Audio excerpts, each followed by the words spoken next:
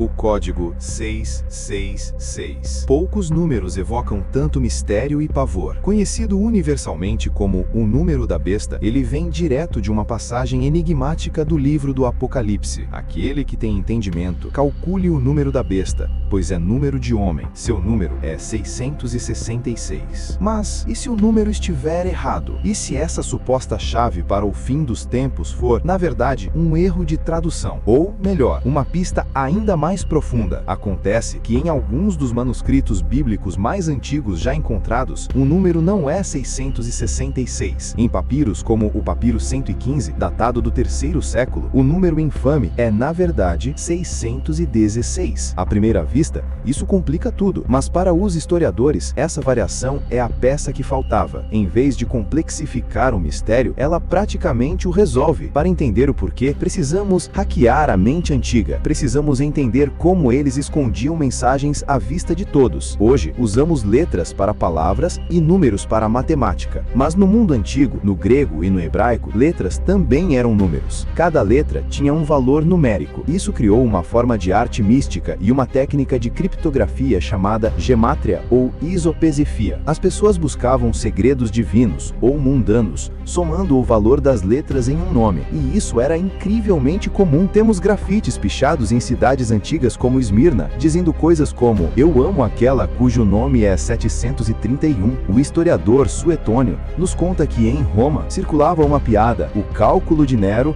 é o mesmo de matou a própria mãe. Eles estavam literalmente calculando as pessoas. O autor do Apocalipse não estava pedindo uma matemática complexa. Ele estava dizendo: eu lhes dei um número, façam as contas, descubram um nome. Então, se o autor estava nos dando um enigma, ele esperava que seus leitores originais, no 1º século, pudessem resolvê-lo. Isso significa que a resposta não é um chip de computador moderno, Elon Musk, ou um político do século 21. A resposta estava no mundo deles. E qual era o mundo do autor do Apocalipse? Era o Império Romano. O livro está cheio de pistas. A besta usa diademas, coroas, um símbolo de autoridade política. Ela tem nomes de blasfêmia. Os imperadores romanos se autodenominavam divinos ou filhos de Deus, uma blasfêmia direta para cristãos e judeus. A besta governa sobre diversos povos. O Império Romano, ela faz guerra contra os santos. As perseguições romanas, ela está associada a 7 montes, o apelido universal da cidade de Roma. O texto não está falando de um demônio cósmico, está apontando o dedo diretamente para o poder político de Roma e, especificamente, para seu líder, o imperador. Então, se a besta é um imperador romano, qual deles? Para os primeiros cristãos, um nome se destacava como a encarnação do mal: Nero. Ele foi o primeiro imperador a perseguir oficialmente os cristãos, culpando-os pelo grande incêndio de Roma. Ele era visto como depravado, tirânico e megalomaníaco. Então, vamos aplicar o método que o próprio texto nos deu. Vamos calcular o número de Nero. O nome Nero César, em latim, era a assinatura oficial do poder imperial. Se pegarmos o título latino Neron Caesar e o transliterarmos para o hebraico, como era comum na época, obtemos as letras Nun, Resh, Vav, Nun, Kof, Samek, Resh. Quando somamos os valores dessas letras hebraicas, o resultado é 666. Mas e o 616? Aqui é onde o mistério se resolve. O nome de Nero em latim também tinha uma grafia alternativa,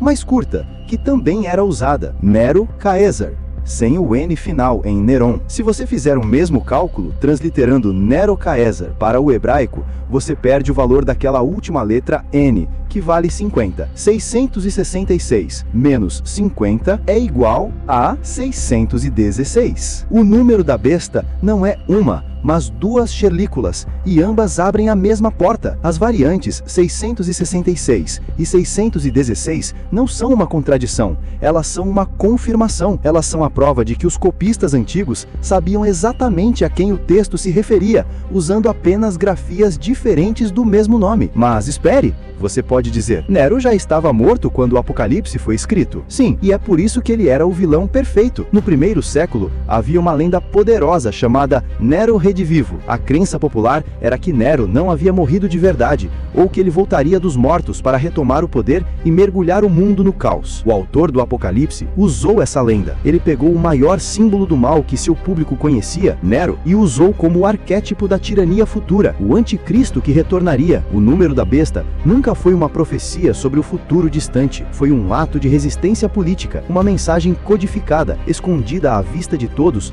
dizendo aos oprimidos quem era o verdadeiro inimigo. O consenso esmagador de historiadores hoje é que o mistério está resolvido. O número 666 não é um portal para o inferno, é a assinatura criptografada do homem mais odiado do Império Romano. O número da besta nunca foi sobre o futuro. Foi uma mensagem codificada contra o Império. Quer descobrir os segredos escondidos por trás das profecias antigas? Siga agora o Fatos Alienígenas e entre no lado oculto da história.